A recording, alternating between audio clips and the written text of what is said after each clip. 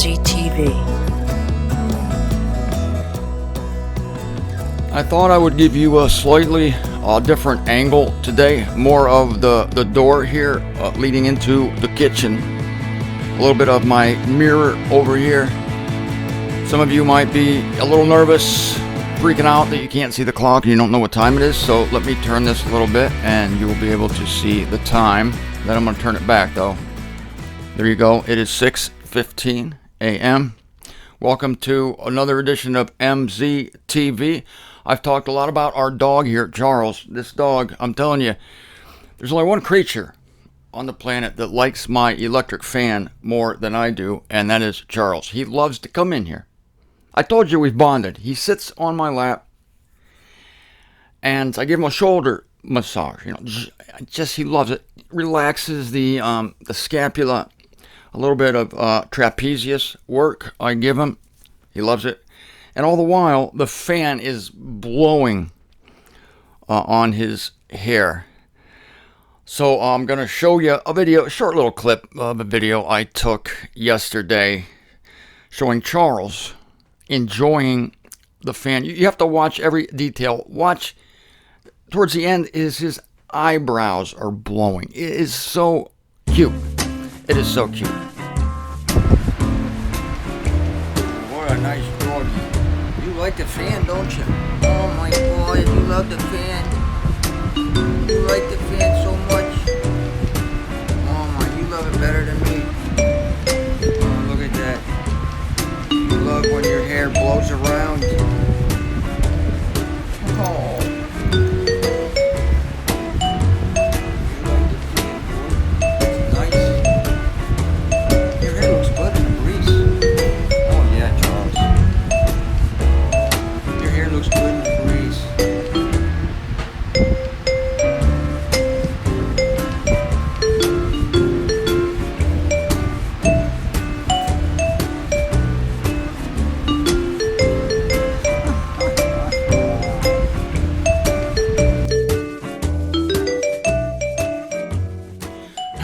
Well, after all, I did tell you that it was cute, did I not?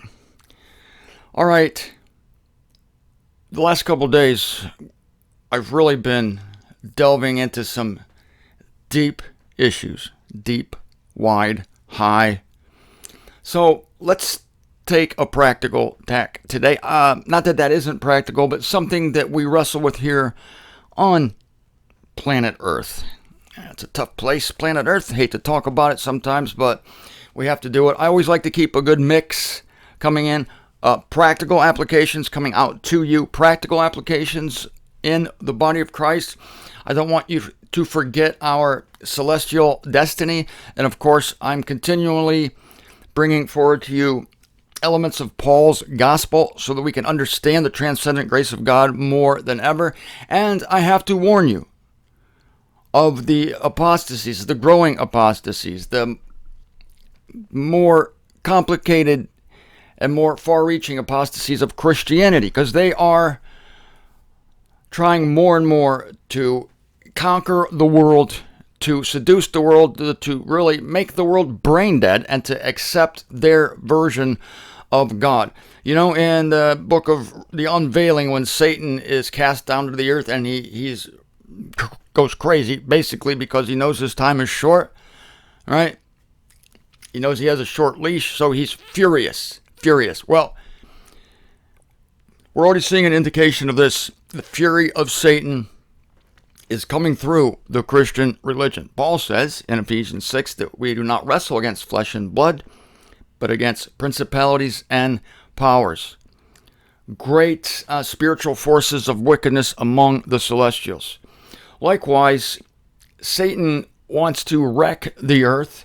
He wants to talk the world out of God. He wants to keep the world from knowing what God did through Jesus Christ. And so he is energized to even more promulgate his teachings, his doctrines, the doctrines of demons through the Christian religion. And so we see efforts everywhere, here and abroad, to saturate the planet with this bullcrap. And I'm here to help prevent that. My charge from the Apostle Paul is to expose, rebuke, and entreat. If you notice, 2/3 of the evangel are negative. Expose and rebuke. The reason my work is as effective as it is, not because I'm a genius, but because I follow the rules. And the rules are expose and rebuke before you entreat. You can't entreat anyone until you blow up their world. You must blow up their world. Few people have the guts for this. Few people have the backbone. I do. It's just the way God made me. Everything in my life brought me to this point. I can expose and rebuke. This is hard to do in a politically incorrect, a correct era where nothing is really wrong. Yeah, nothing is really wrong. Everybody's opinion counts. No, your opinion doesn't count. Nobody cares about your opinion or my opinion. We care about scriptural fact. Speaking of scriptural fact, here is the practical deal I'm bringing to you today. You can tell from the title, Better to Marry Than to Burn. Although the Concordant version doesn't say burn, it says better to marry than to be on fire. This verse, of course, has to do with marriage and sexuality, the sexual impulse. And Christians naturally have taken this verse and they have made it say something it is not saying. I'm going to tell you today what it is saying simply by reading it.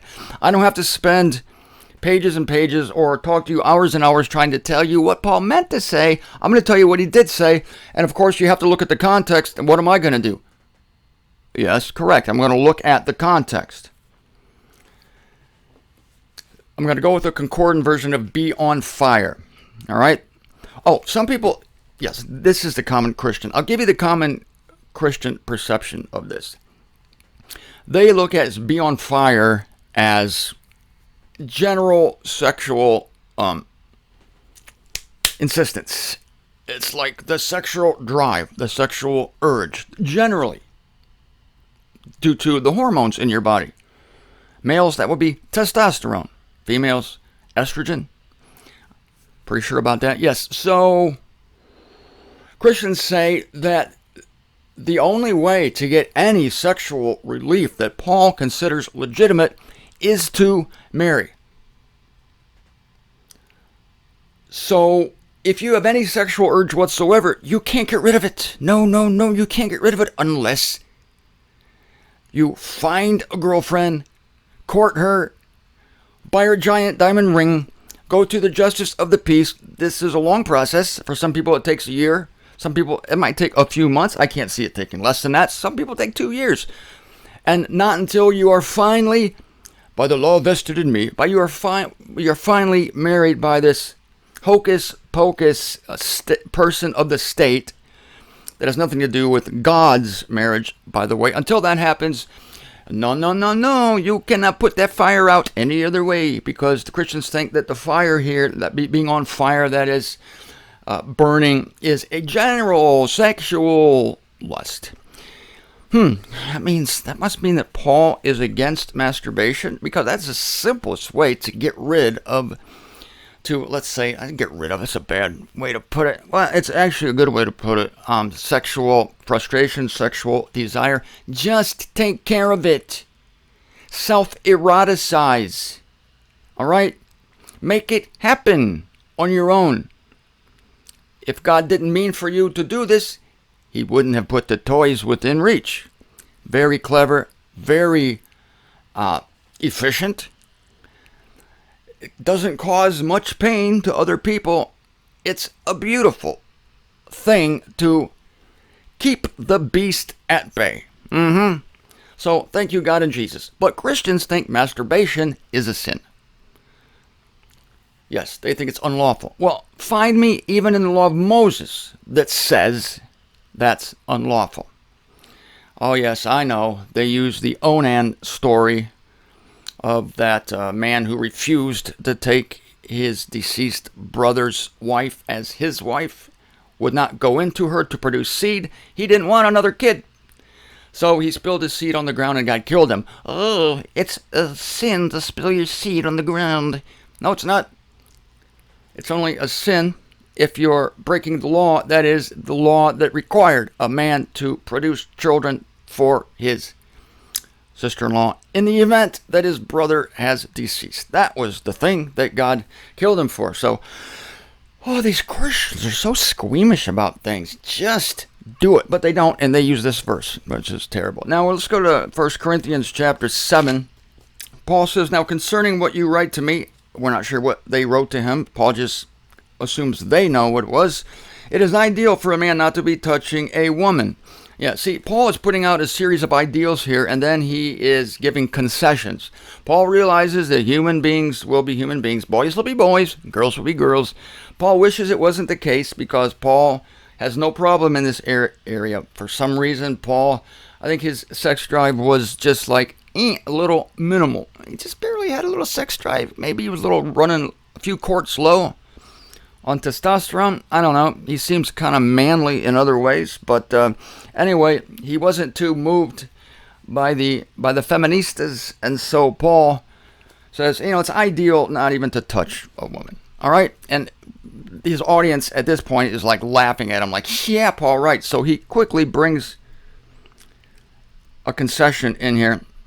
Yet because of prostitutions, let each man have a wife for himself and each woman have her own husband. Now, what is Paul concerned about here? He's concerned about prostitutions. Do you know what the standard Christian versions say here? I'm reading from the Concordant version. The standard Christian versions say sexual immorality. The biggest culprit here is the NIV, the New Incoherent Version, or if you wish, the New Inconsistent Version. They take a specific word, which in the Greek is porneia, and they translate it sexual immorality, making so vague of a translation that you can put anything in there you want, anything that you consider to be sexual immorality. I can't watch R-rated movies. I can't look at billboards that have women in bikinis. Well, okay, that's your problem. Okay, keep it to yourself. If that's your problem, that's your problem. But it's not sexual immorality. If you think that is sexual immorality, fine. Some people think it's sexually immoral to have sex with the lights on. Some people think it's sexually immoral to self-eroticize. Some people think it's even sexually immoral to think about the other sex or to look at a member of the other sex, the opposite sex, passing on the street and to feel a drawing, a desire. There's a word for that. It's called lust. They think that that is sexually immoral. It is not. If you consummate that lust in a unlawful way, then it is. But lust itself is not sexually immoral. The word here, porneia in the Greek, is translated in the Concordant version consistently down the line as prostitutions. Prostitution is unlawful intercourse between the sexes. Unlawful. Well, how do you tell what's unlawful? Well, you just go to the Old Testament. Not that we're under the law. We're not under the law. But if you want to know what God considers to be sexually unlawful, you go to Leviticus chapter 20, where there's the list of sexual sins. I'll give you the highlights and the lowlights. It's very simple. Don't have sex with relatives. Men, don't steal another man's wife. Adultery is a crime of stealing, not a crime of sex. God has no problem with sex. Okay, God likes it. He invented it. He has a problem with stealing someone else's wife. Don't do that. That's a prostitution. And we see the man in Corinth who had his stepmother. His father, somehow his mother died, the kid's mother died, or maybe his father remarried. Obviously his father remarried, and he started, making whoopee with his stepmother. No, don't do it. It's a relative, you stupid idiot. Don't. Paul says that's prostitution. It is. Someone going into, and the Corinthians were infamous for this, they went into cult prostitutes. There were two kinds of prostitutes in Israel. There was the run-of-the-mill prostitutes. You give me so much money, I'll give you so much sex. It wasn't a noble trade in Israel, but it's not forbidden. It's not forbidden in the law. What God hated about that industry was the pimps. He hated those who managed it and who made ungodly amounts of money and abused those who were involved in it. But the prostitution that is railed against, cult prostitution, that is, there were women set up very attractive women, very seductively attired women, to entice men to come into them. But these women were not regular prostitutes. Here's your money, here's your sex, thanks, goodbye. No, they were conduits to the worship of false deities. How about that? Mix church with sex. It's nearly irresistible. Come into a temple, you get all the incense, you get the holy type.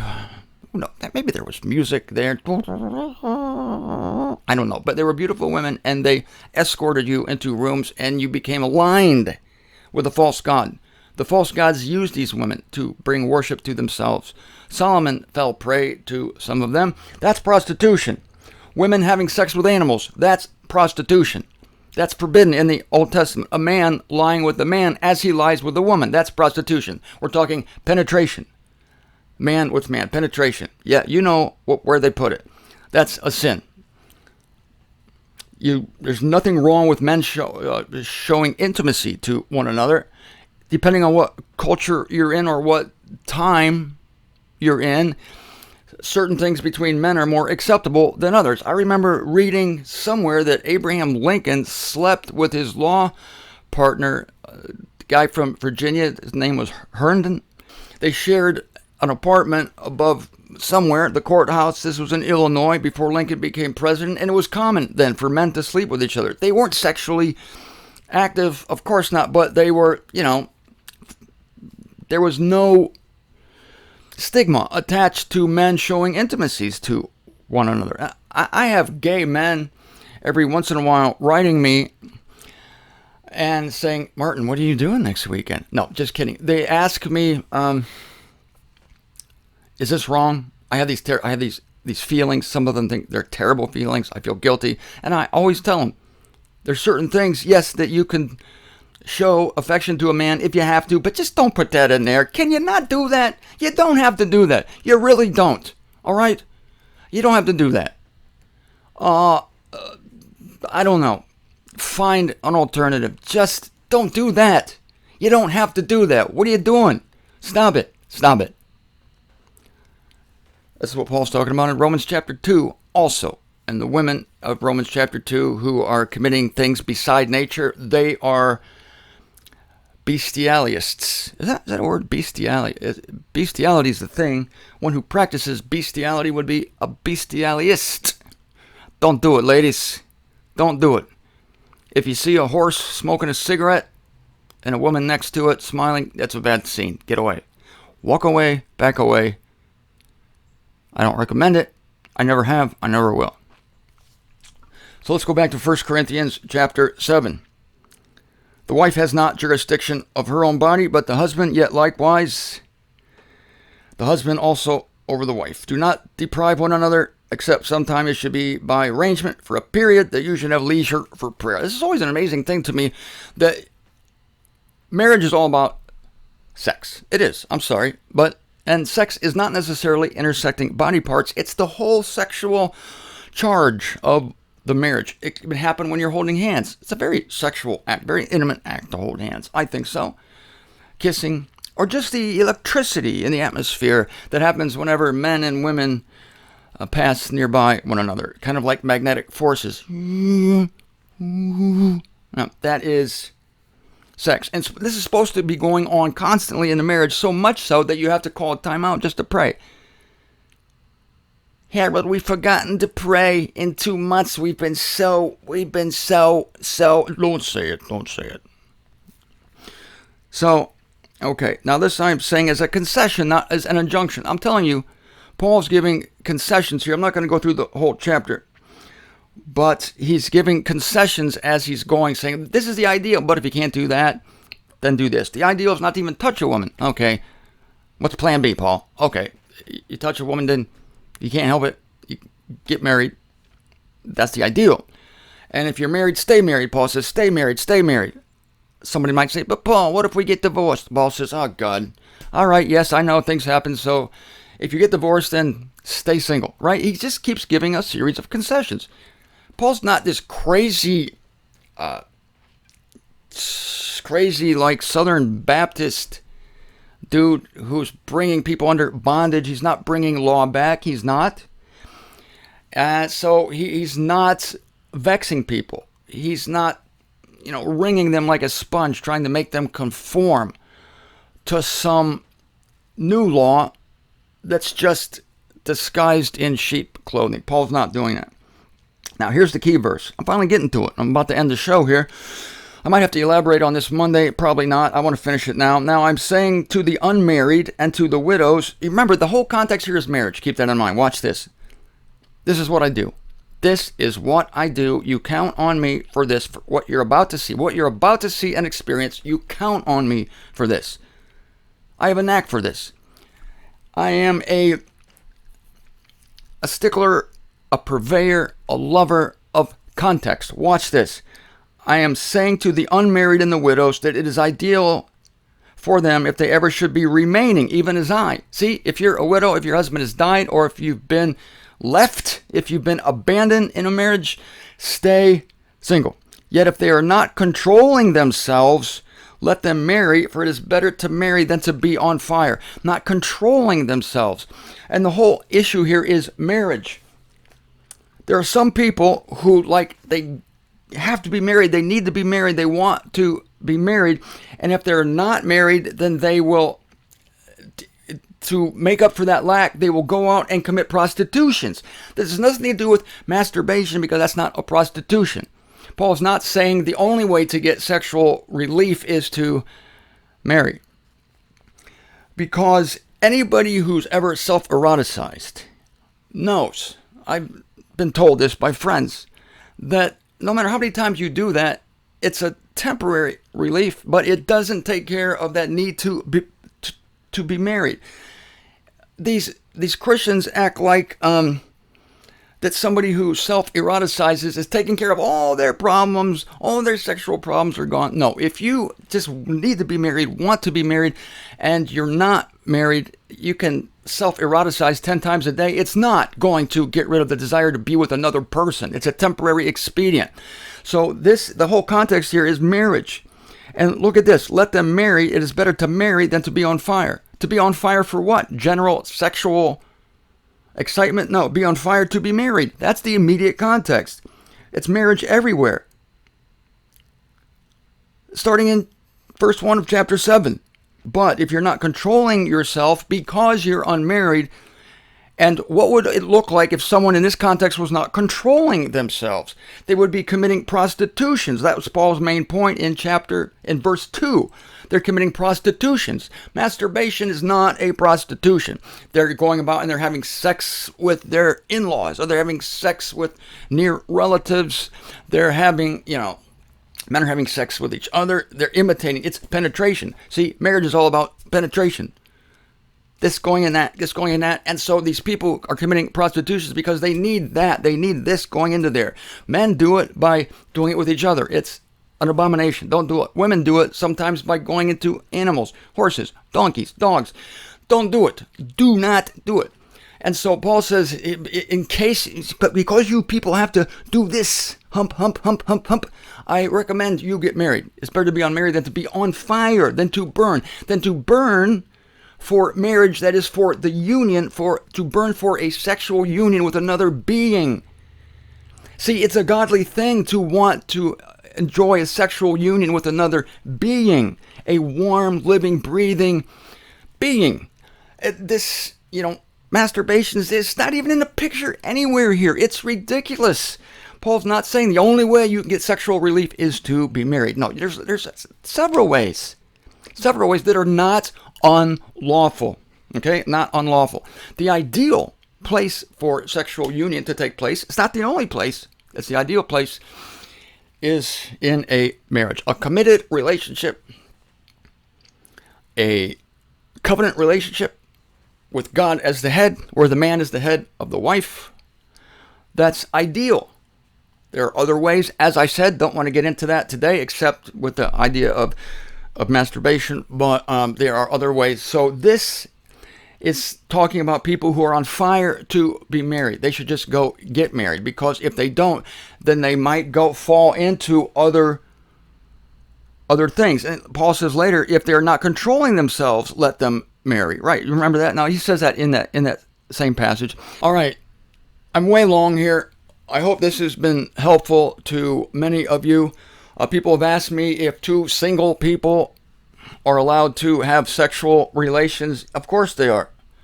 Yeah, two single people can have sexual relations, but even that doesn't fulfill the commitment. You see, even that could be seen as a more sophisticated form of self-eroticizing, because instead of using your hands or a tool or whatever, you're using someone else's part, but it's not the intimacy of a covenant relationship, of a commitment. That takes everything to another level. It's a beautiful thing, it's a glorious thing, it's a holy thing. So even somebody who's having sex with a different person every day, it fails, just like masturbation. It fails to fulfill the beauty, the union that comes with a marriage under God. And so people will look for that. They will substitute things for it, and they will potentially get themselves into trouble. Not that two single people having sex is unlawful. It's not. It is not a prostitution. Stealing another man's wife, that's a prostitution. Having sex with an animal, that's a prostitution. Having sex with a near relative, that's a prostitution. Okay? But sex between two single people is not a prostitution, but it is not fulfilling in a sense that a marriage is fulfilling. Self-eroticizing is not a prostitution, but it's not fulfilling in a way that a bond under God is fulfilling. So if you have to have that, then you should get that, because none of these other things will satisfy. In other words, if a man has sex with 10 different women in a week, he's still burning. How can you say that, Martin? He just got rid of his I know, yeah, just got rid of it, but I'm sorry. This doesn't substitute. He is still on fire. How could he still be on fire, Martin? I know what he did. He's still on fire because the context is marriage. He's still on fire to be married, and that doesn't satisfy it. Self-eroticizing doesn't satisfy it. Rubbing against a tree doesn't satisfy it. Nothing satisfies it except marriage. And if you have to have it, then for God's sakes, go out and do it.